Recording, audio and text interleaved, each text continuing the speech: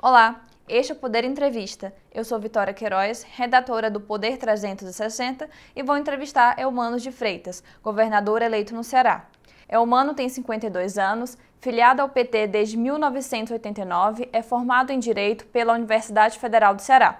Já atuou na RENAP, a Rede Nacional de Advogadas e Advogados Populares, na defesa jurídica do Movimento dos Trabalhadores Rurais Sem Terra. Foi secretário de Educação de Fortaleza de 2011 a 2012 e é deputado estadual desde 2014. Em 2022, foi eleito governador do Ceará no primeiro turno com 53,69% dos votos válidos. Eumano de Freitas, obrigada por ter aceitado o convite. Eu que agradeço o convite, uma honra estar aqui para discutir, conversar com você, com que nos acompanham pelas redes. Um prazer enorme poder estar aqui no Poder 360. Agradeço também a todos os web espectadores que assistem a este programa. Esta entrevista está sendo gravada no estúdio do Poder 360 em Brasília, em 30 de novembro de 2022. Para ficar sempre bem informado, inscreva-se no canal do Poder 360, ative as notificações e não perca nenhuma informação relevante. Eu começo esta entrevista perguntando: o senhor esteve com o presidente eleito Luiz Inácio Lula da Silva e com o vice-presidente eleito Geraldo Alckmin no início de novembro. O que foi discutido nesse encontro? Na verdade, era um primeiro encontro nosso. Eu fui com o nosso senador eleito Camilo Santana, nosso ex-governador, e era a nossa primeira atividade junto com o Lula após a eleição do segundo turno. Nós tínhamos tido um resultado já muito bom no Ceará. O Lula tinha tirado 66% no primeiro turno da eleição presidencial, e nós subimos um pouco, chegando praticamente a 70% do eleitorado cearense votando no Lula no segundo turno. Então, era uma primeira oportunidade de conversar com o presidente Lula, para a gente se inteirar e planejar um pouco a nossa conversa que faremos no futuro.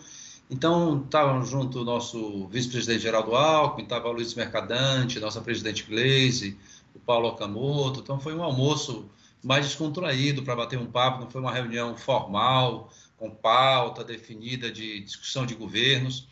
E ali apenas fizemos uma avaliação um pouco do cenário, e o presidente Lula, naquele momento, já reafirmou que ele tem conversado conosco há algum tempo, de que assim que começar o governo, quer reunir todos os governadores e quer discutir algumas ações importantes para cada estado, com os governadores, alguns projetos de infraestrutura e uma coordenação em várias áreas. Então, foi mais um bate-papo mesmo. Eu fiquei muito feliz de poder encontrá-lo, vê-lo bem de saúde, animado, disposto, com muita vontade de trabalhar. E certo que essa energia do presidente Lula nos contagia muito, nos dá muita alegria. E saímos de lá muito animados, muito felizes de encontrá-lo e parabenizá-lo pela vitória. E muito orgulhosos pela participação do Ceará para o resultado final da eleição presidencial. Muita alegria de ter aqui, de cada 10 cearenses, 7 votando no Lula, o que foi muito importante para a nossa vitória na eleição presidencial. Como o senhor mencionou, o presidente eleito Lula disse reiteradas vezes que vai se reunir com todos os governadores logo no início do seu mandato para ouvir quais são as prioridades de cada estado. O que o senhor pretende levar para essa reunião? Olha, na verdade, nós temos vários projetos no estado do Ceará que nós conversamos. Alguns são projetos assemelhados do que o presidente Lula apresentou na sua proposta de governo. Nós aqui no Ceará sempre defendemos que era importante para o Ceará esse alinhamento de projetos. No meu caso, o governador do PT com o nosso senador Camilo no Senado e ter o Lula na presidência. A gente falava de um Ceará 3 vezes mais forte. E o Lula pediu 3 projetos de infraestrutura. Um primeiro projeto que está ficando muito claro aqui para todos nós é um projeto de uma rodovia que nós temos de norte a sul do Ceará, que nós queremos que essa rodovia seja duplicada para melhorar a infraestrutura do estado do Ceará. Nós temos aqui a ideia de fazer alguns portos secos, nós temos aqui um bom porto para a exportação, temos uma zona de processamento de exportação, mas essa rodovia duplicada, combinado com a finalização da Transnordestina, nos permite buscar atrair empresas para a produção e para esse porto seco a gente fazer essa integração com o nosso porto e com a nossa zona de processamento de exportação. A segunda é que nós temos aqui discutido uma oportunidade histórica para o estado do Ceará, que é a transição energética. Nós aqui estamos muito envolvidos e já temos mais de 20 memorandos para a implantação de usinas de hidrogênio verde no estado do Ceará, que tem como premissa a produção de energia limpa, energia solar e energia eólica, e queremos fazer um avanço grande na produção de energia solar incluindo os pobres, os pequenos agricultores, a agricultura familiar, a nossa juventude, porque compreendemos que a energia do sol pode ser uma renda possível, concreta, para a população mais pobre do estado do Ceará. Temos aqui todo um desafio de formação, de capacitação, de financiamento, e isso nos permite termos uma mudança da economia do Ceará de maneira muito significativa. E eu tenho tido reuniões com setores produtivos do Ceará, reuni com a Federação das Indústrias do Estado, com a Federação do Comércio, amanhã tenho reunião com a Federação da Agricultura do Ceará, vou ter uma reunião com todos os movimentos sociais do Estado do Ceará, para também ouvir ideias desses setores produtivos, dos setores populares, para que a proposta que nós levemos ao presidente Lula não seja apenas uma proposta do governo, mas seja uma proposta da sociedade cearense, daquilo que nós compreendamos que pode colaborar mais para o desenvolvimento do Estado. Eu estou nessa construção ouvindo, entendo que essa rodovia é muito importante para o Estado e aproveitar essa oportunidade da transição energética para nós também é muito importante, com uma lógica de inclusão social e de redução das desigualdades sociais que nós temos no Ceará. Então, aproveitando que o senhor já mencionou essa questão de obras na infraestrutura, o senhor já se inteirou de como está o caixa do governo? Há dinheiro no orçamento para fazer todas as obras públicas em todas as áreas? E aproveitando, o senhor pretende fazer concessões de iniciativa privada no seu governo? Bom, primeiro, Vitória, o estado do Ceará é um estado com suas contas equilibradas há vários anos. Nos últimos 7 anos e meio, o Ceará tem o maior investimento público proporcional da sua receita corrente líquida, sem vender nenhuma empresa pública do estado do Ceará, fundamentalmente com gestão responsável na despesa e muito aplicada no que diz respeito à nossa receita. Nós temos aqui uma base de 12%, 13% da nossa receita corrente líquida em investimento público. Então, nós temos um estado já há algum tempo. Nós temos um mérito de uma continuidade de governos com muita responsabilidade fiscal no estado do Ceará, mas responsabilidade fiscal para permitir o Estado a ter investimento público para melhorar e aumentar o número de serviços públicos que o povo do Ceará precisa de mais. Então, nós temos, não tem, evidentemente, isso não quer dizer que tenha dinheiro para todas as obras. Um governo tem tarefas nos seus 4 anos, nós temos que fazer escolhas. Nós temos aqui um projeto para realizar em 4 anos. Uma das nossas absolutas prioridades é a educação do estado do Ceará, no nosso entendimento, o carro-chefe do nosso projeto. Todo o nosso pensamento de desenvolver o Ceará tem como centro da estratégia a melhoria da educação pública do estado. Nós hoje já fizemos um investimento grande para termos 60% das escolas de ensino médio em tempo integral, os 2 turnos integralmente. E eu estabeleci um compromisso com o povo do Ceará, de que ao final do meu governo eu quero ter 100% das escolas em tempo integral no estado do Ceará. E todos os nossos alunos, ao ingressar no ensino médio, eles recebem um tablet e recebem um chip com conectividade. Nós garantimos aos nossos mais de 400 mil alunos, queremos todos eles em escola em tempo integral, queremos todos com tablet, com conectividade, queremos 5G em todas as escolas até o final do nosso governo. E, portanto, esse é o nosso carro-chefe. Isso já é uma ação forte que exige bastante investimento do governo estadual. Então, nós também temos uma obra muito importante, assim que eu trato, que é a obra do combate à fome no estado do Ceará, que faz parte do programa do presidente Lula. Nós já na transição estamos discutindo como organizar essa campanha de combate à fome no Ceará. E temos um desafio grande de estruturação da saúde pública no Ceará. O Ceará, historicamente, só tinha hospitais na capital. E desde o governo do hoje senador Cid Gomes, iniciou um processo de estruturação de uma rede pública de saúde com hospitais nas regiões. O nosso projeto, que é ao final, que 90% dos casos de saúde do cidadão cearense, da cidadã, se resolva na sua região. Por isso foram implantados grandes hospitais de média e alta complexidade em 5 regiões do Ceará. Nós dividimos o Ceará em 5 regiões. Cada região tem um grande hospital de alta e média complexidade. E eu me comprometi de realizar 3 hospitais polos em micro-regiões para desafogar os hospitais regionais e concluir o maior hospital público do estado do Ceará, aqui na capital, que será um hospital universitário. Então, nós estamos neste processo de estruturação dessa rede pública, que também exige um investimento público importante do nosso governo. Nós estamos organizados financeiramente para tal, efetivamente temos preocupação com a decisão que houve na Câmara dos Deputados, porque houve uma mudança do ICMS quanto a combustível, energia e comunicação. Isso tem uma repercussão no Ceará de um estado pobre, de uma diminuição de receita que pode chegar a 2 bilhões de reais. Evidentemente que isso compromete a minha capacidade de investimento e a lei prevê uma compensação para os estados, mas nós precisamos clarear quando e como será feita a compensação pela União. São discussões que nós queremos poder realizar com o governo do presidente Lula, porque efetivamente foi feita uma retirada de receita dos estados de maneira abrupta, comprometendo claramente os nossos planos plurianuais, as nossas leis orçamentárias, e nós precisamos ajustar para garantir os nossos projetos e ações nos diversos governos estaduais, especialmente do Nordeste. Sobre essa questão de educação que o senhor mencionou, o seu programa de governo prevê a expansão, interiorização e a democratização do ensino superior público.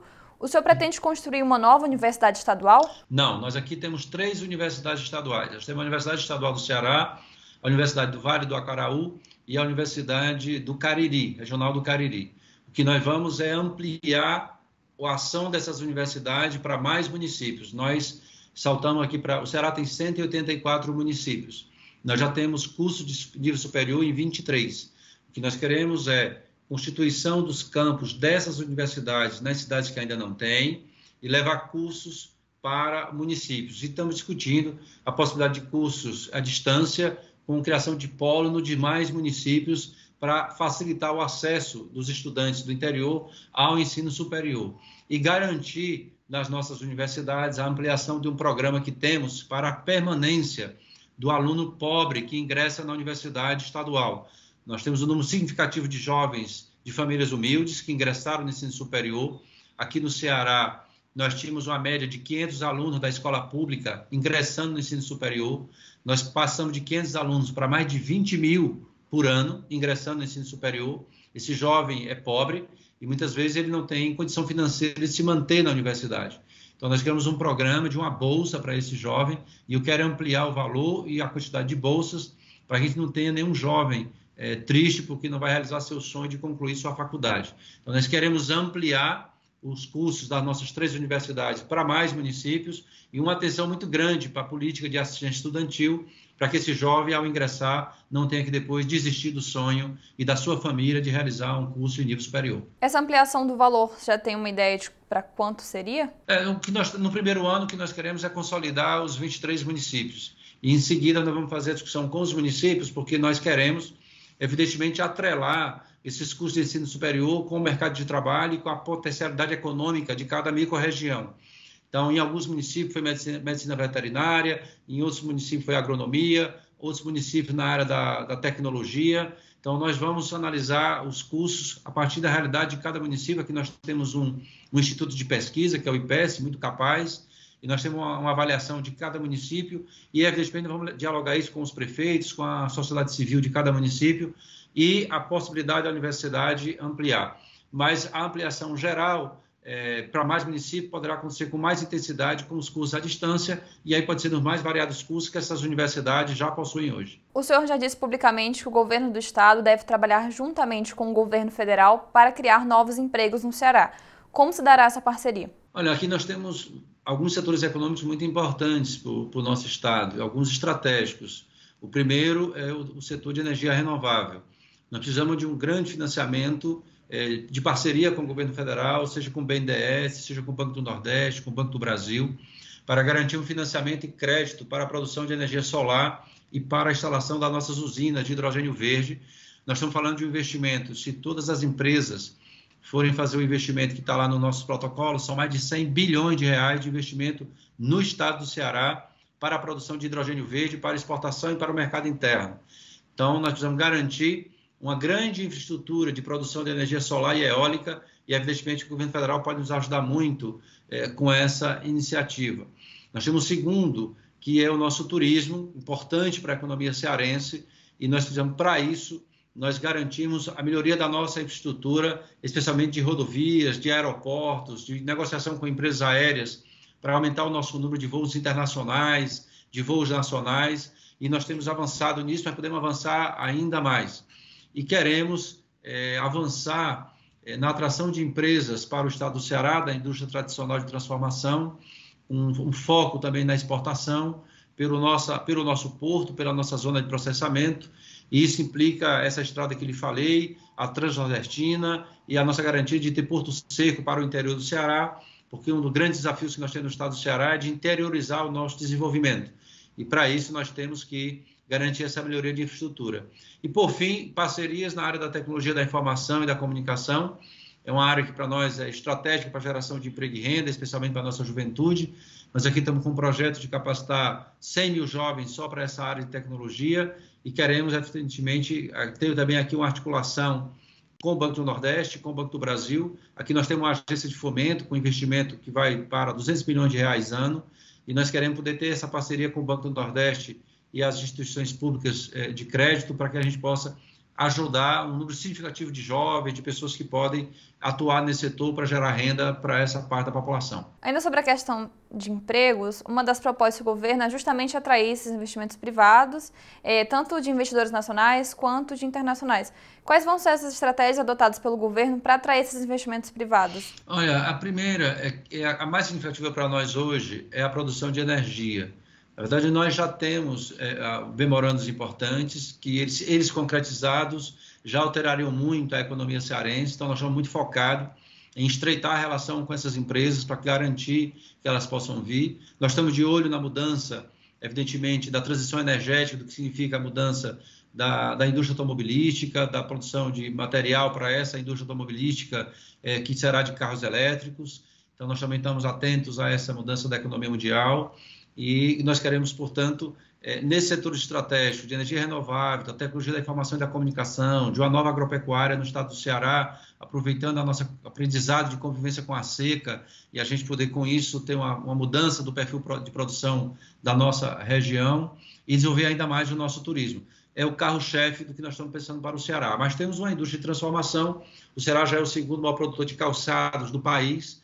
E nós achamos que podemos crescer ainda mais. Nós temos aqui um polo de confecção também muito significativo de geração de empregos para o povo do Ceará e queremos apoiar os setores privados para que possa aumentar o seu grau de investimento no estado do Ceará para com isso gerar mais emprego para o nosso povo. Agora sobre política. O PDT elegeu a maior bancada na Assembleia Legislativa do Ceará e diante da ruptura entre o PDT e o PT nas eleições, o seu partido tem dialogado com o PDT para que a legenda de Ciro Gomes integre a base do governo na casa? Olha, o PDT aqui tem duas posições internas que são públicas, uma posição favorável à participação do nosso governo, representada pela liderança do nosso senador Cid Gomes, e tem uma outra que quer discutir mais, talvez um momento em que ele possa conversar. Eu tive uma reunião com o senador Cid Gomes, com toda a bancada estadual do PDT, ou praticamente toda, e praticamente toda a bancada federal do PDT.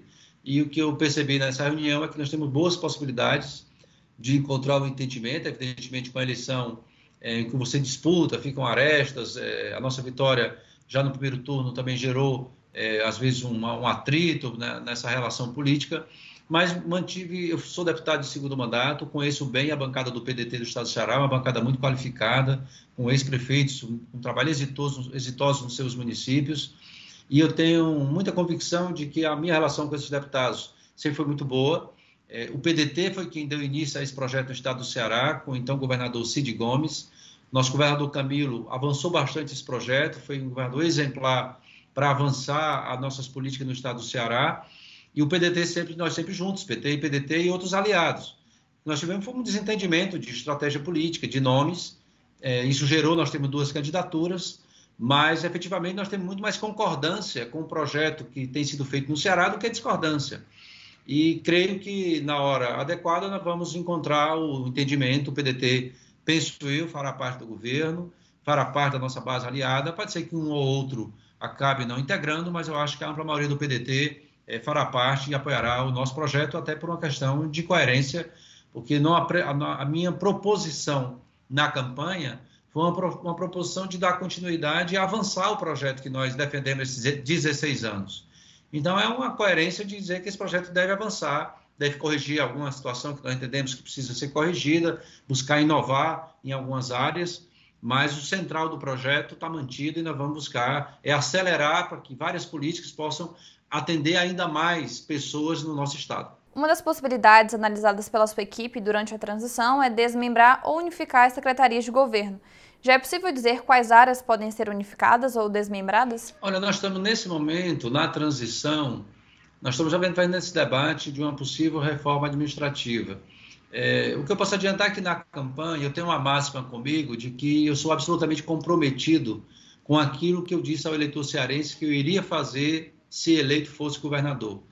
Então, eu tenho uma absoluta convicção de que o cidadão espera que um candidato se apresente na eleição, diga o que vai fazer se ganhar, o que é possível fazer, mas quando ele ganhe, ele não fique mudando a conversa, mantenha aquilo que se propôs na campanha. E é assim que eu quero ser governador do meu estado, com muita honra, comprometido com aquilo que eu disse que ia fazer na campanha. Entre essas, eu disse que iria constituir um secretariado paritário de homens e mulheres. E eu vou instituir no Ceará, para a nossa história, o primeiro secretariado, que metade, pelo menos, será de mulheres no secretariado. E segundo, eu disse que iria criar uma secretaria de mulheres. Ela hoje está numa secretaria de proteção social e há uma coordenadoria de mulheres dentro da secretaria. Eu vou destacar e criar uma secretaria de mulheres para essa política específica que considero muito importante para a maioria da população cearense, que é de mulheres.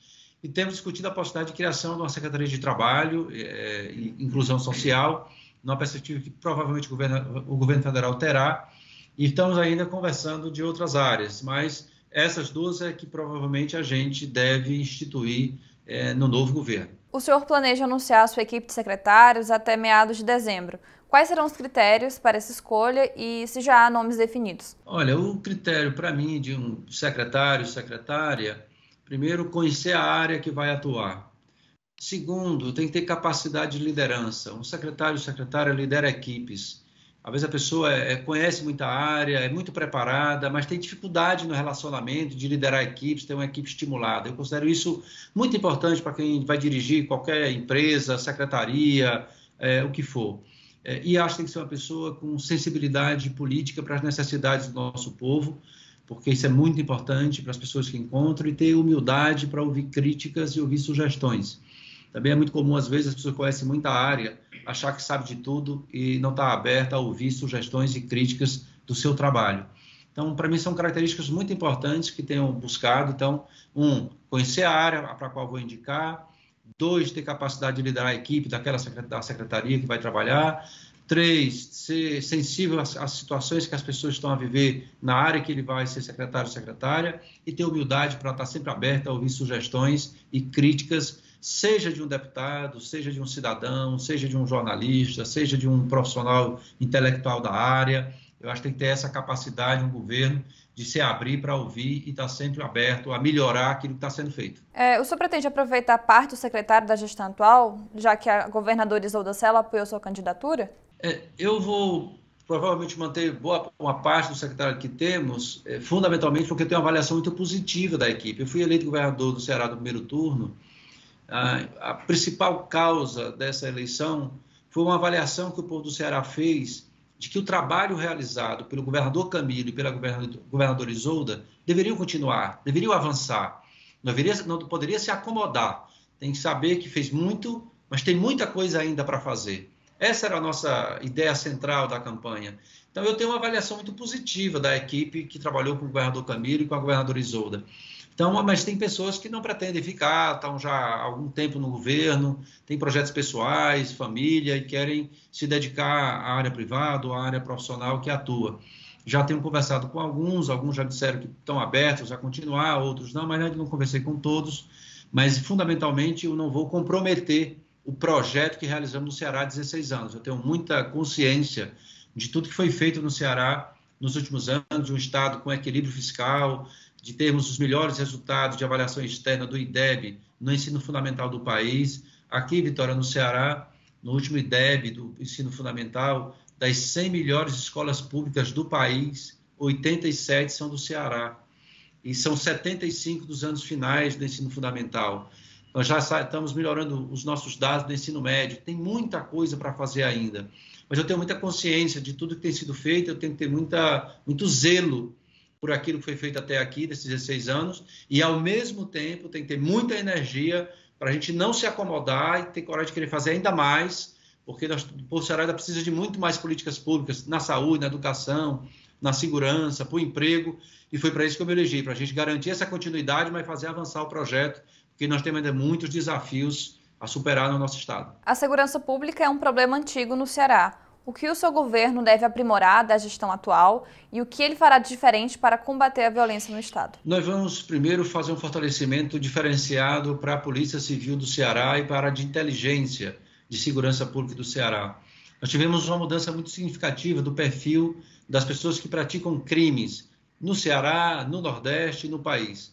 Nós deixamos de enfrentar um bandido ou um criminoso que atua de maneira isolada e passamos a enfrentar fundamentalmente o que gera violência, pessoas que integram organizações criminosas articuladas com o tráfico de drogas, que têm braços internacionais, não só nacionais.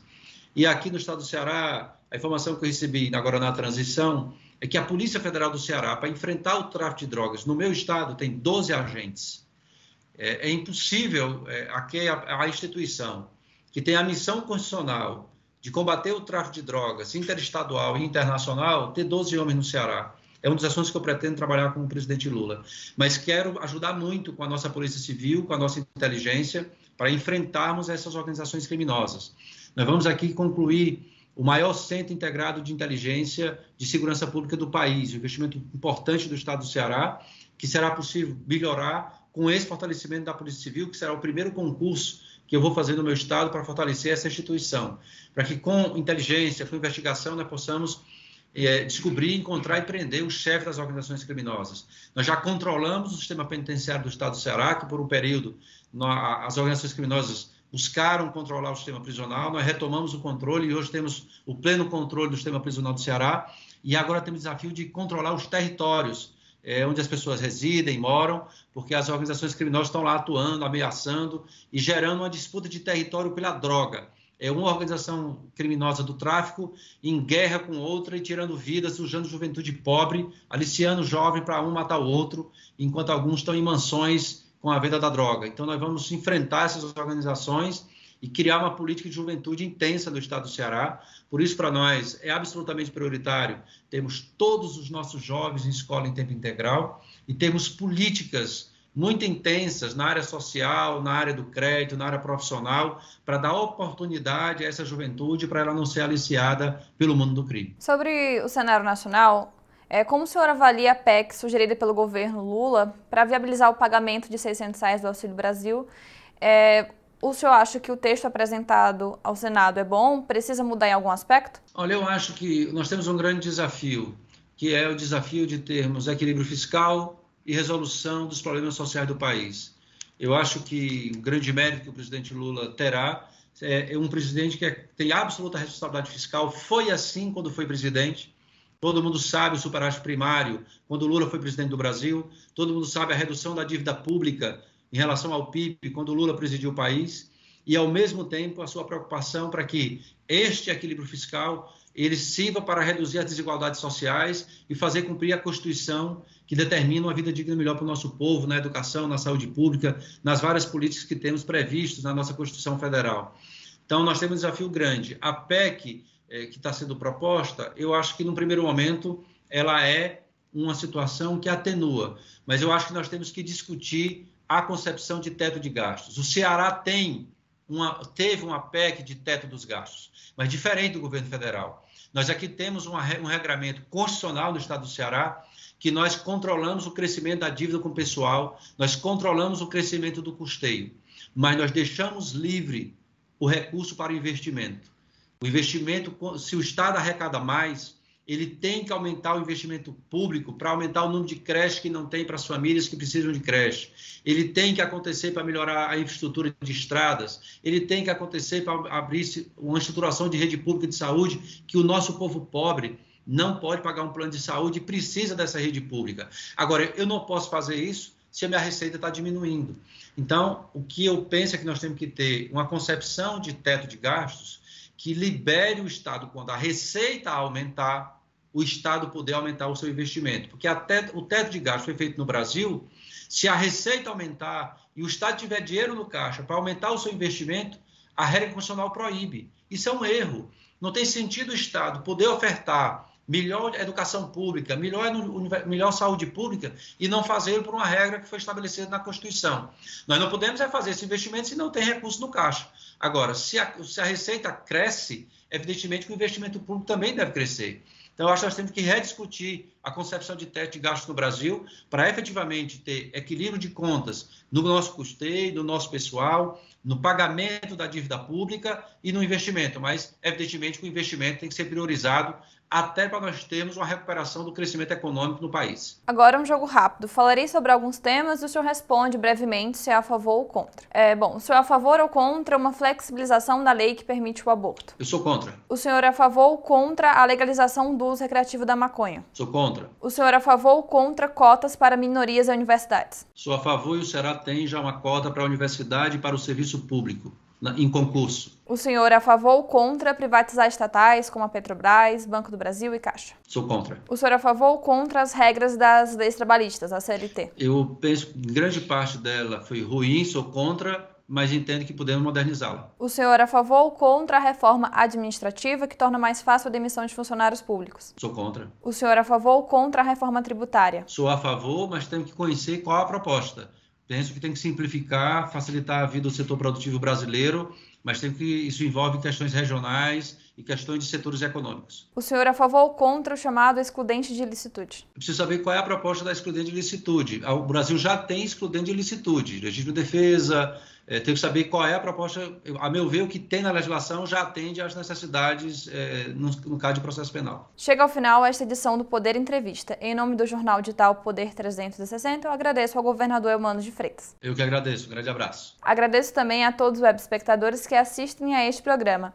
Esta entrevista foi gravada por videoconferência no estúdio do Poder 360 em Brasília, em 30 de novembro de 2022. Para ficar sempre bem informado, inscreva-se no canal do Poder 360, ative as notificações e não perca nenhuma informação relevante. Muito obrigada e até a próxima!